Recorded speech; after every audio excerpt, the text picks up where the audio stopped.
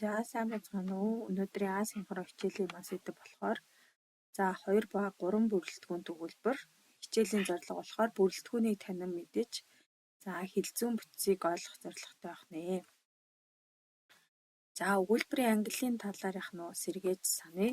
Өгүүлбэрийг дотор нь бүтэц бус өгүүлбэр гэж хоёр ангилдаг байгаа. Бүтэц өгүүлбэрийг болохоор дотор нь энгийн ба нийлмэл гээд. Бүтэц бус өгүүлбэр маань болохоор мэдрэх өгүүлбэр, хандах өгүүлбэр, зөвшөх өгүүлбэр, илэрхийлэх өгүүлбэр гэж утгаар нь 4 ангилдаг гэдэг.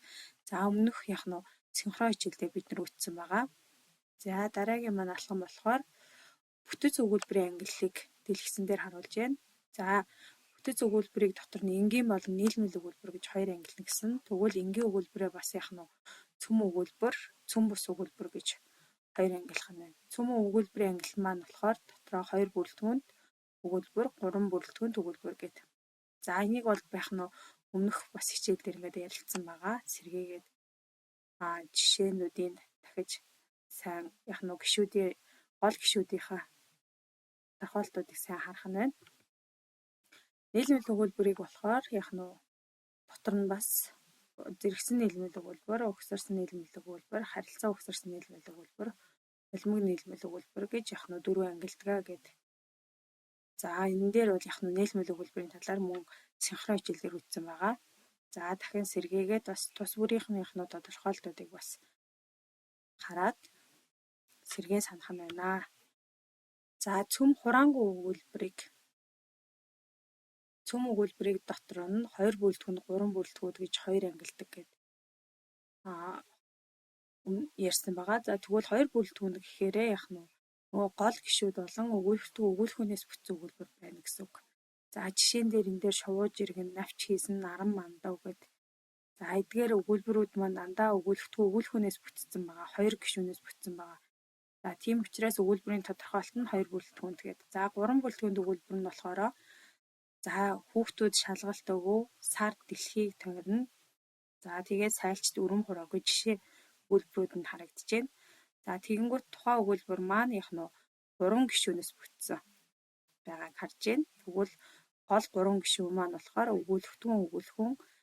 Тэгээд шууд тусагтун гэсэн 3 гишүүнээс бүтэж байвал 3 бүрэлдэхүүн гэж тодорхойлно гэдэг. Өгүүлбэрийн гишүүний талаар. Өгүүлбэрийн гишүүдийг дотор нь гол гишүүн, дэд гишүүн гэж хоёр ангилж байгаа.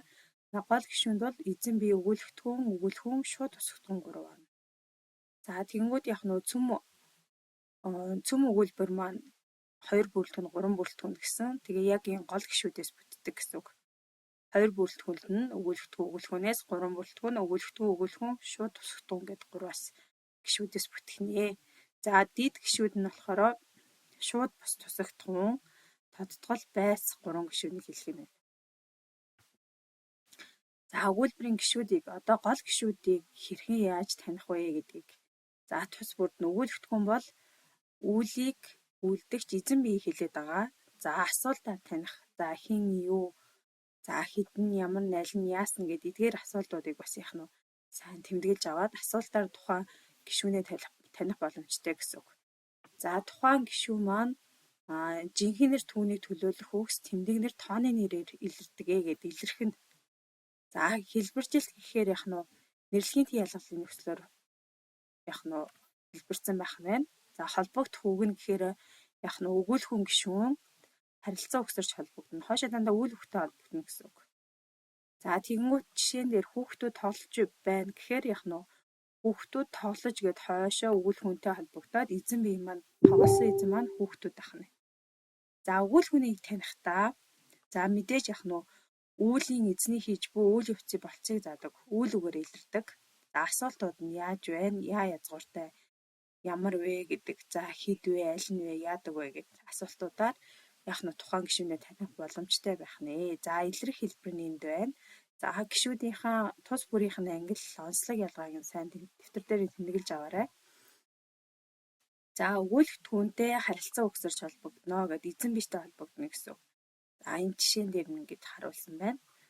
Шууд тусагтхууныг болохоор үүлэнд шууд өртөж юмыг заах утгатай. Тэгээ хэнийг юуг ямар гэс асуултаар таних боломжтой байх нэ. За шууд тусагдах маань болохоор өгүүлэх хүн гишүүнтэй холбогдно гэсэн. Хойшоо үйл өгтэй холбогдно. Одоо жишээ нь уур биеийг зовооно гэд үйл үг маань зовооно гэд. За биеийг гэхээр яах нь биеийг зовооно гэд хойшоо үйл өгтэй холбогдож байгаа учраас энэ бол яах нь үүлэнд өртөж байгаа шууд тусагдах хүн болох нь. За илэрж байгаа хэлбэр маань шууд яах нь заахан диалогын нөхцлөөр илэрсэн байгаа учраас энийг бол шууд тусагдах хүн гэж тодорхойлно гэсэн үг. За гол гишүүдийг ярьсан. Одоо тэгвэл дэд гишүүд. За тодтгол гишүүний талаар хэлсэн дээр харуулж байна. За тодтгол гишүүн болохоор яг нь асуултуудаа таних боломжтой. Хэний юуны ямар хэрхэн яаж гэдэг эдгээр асуултуудыг бас сайн тэмдэглэж авах нь. За тэгэнгүүт яг нь утга нь болохоор хэний юуны хамаатай болон шин чанар тоо зас утга илтгэдэг гэсэн үг. Тодтгол гишүүн маань. За хойшоо болохоор нэр үг ба холбогдох үг нь болохоор нэр үг ба нэрсэн нэрээр илэрсэн гишүүнд үйл үгэнд холбогдно. Нэр үгтэй холбогдно, мөн үйл үгтэй холбогдно гэсэн үг. За яг яаж холбогдох вэ гэхээр харьяалгын тэг ялгалын нөхцөл болон тэг үнцээр холбогдох боломжтой байх нэ. За жишээ нь гээд энэ жишээнүүдийг бас сайн тэмдэглэж аваад за тэгээд тодтгол гишүүн маань яг нь шин чанар, дүр байдал, за харьяа хамаарлыг заадаг байх нь. За ямар хэрхэн юуны гэсэн асуултаар таних боломжтой. За тэгэнгүүт жишээ нь одоо дэвтэр, зузаан дэвтэр гэдэг үг. Дэвтэр хэмээх үг нь нэр үнцээрээ холбогдсон байгаа хгүй юу? За нэр үгийн өмнө байршиж байна гэсэн үг. За дүр байдлыг илэрхийлж байгаа тохиолдолд одоо яг нь голын ус мэрэлзэн урсна гэж байгаа хгүй. Тэгээд үйл өгтэй холбогдож байна. Тэгэхээр тодтгол гишүүн маань хойшоо нэр өгтэй холбогдно, үйл өгтэй холбогддог байна. Үйл өгтэй холбогдож байгаа тохиолдолд дүр байдлыг заадаг. Тэгвэл яг яаж урссан гэхээр мэрэлзэн урссан гэж байгаа хгүй. Тэгээ хам холбох нөхцлөөр холбогдоод үйл үгийн өмнө байршиж байна гэсэн үг. За харьяа хамаарлын утга зааж байгаа тохиолдолд за яг нь юуны гэдэг асуултаар таних боломжтой байх нэ гэдэг. За эдгээр загварчлалыг яг өгснэгтийг дэвтэр дээрээ тэмдэглэж авах нь байна. За шууд бус тусагдахууныг. За шууд бус тусагдахууныг өгүүлбэрт ингэж тэмдэглэдэг гэдэг.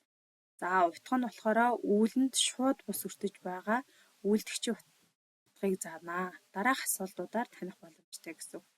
За жинхэнээр түүний төлөөлөх үгсээр илэрдэг. Хойшоо бол үйл өгтэй холбогдно гэсэн. За холбогдохдоо яг нь заагийн дэд ялгалын нөхцлөөр холбогдож байгаа тохиолдолд шууд тусагдах гээд заахаас бусад гишүүд нөхцлүүдээр хэлбэрсэн байгаа тохиолдол яг нь шууд бус тусагдах болдог байх нэ. За жишээ нэг нь бас яг нь эндээс анхааралтай уншаад тэгээд яг нь тайлбарыг нь бас эндээс яг нь тэмдэглэж авах нь. За шууд бус тусагдах байц гишүүн.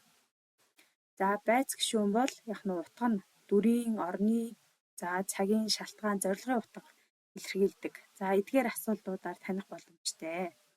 За хойшоо болохоор бас яг нь үйл өгтэй холбогддог. Холбогдохдоо юугаар холбогдох вэ гэхээр дараах нөхцлүүдээр холбогдох нь байна. Бас үнцээрээ холбогдно.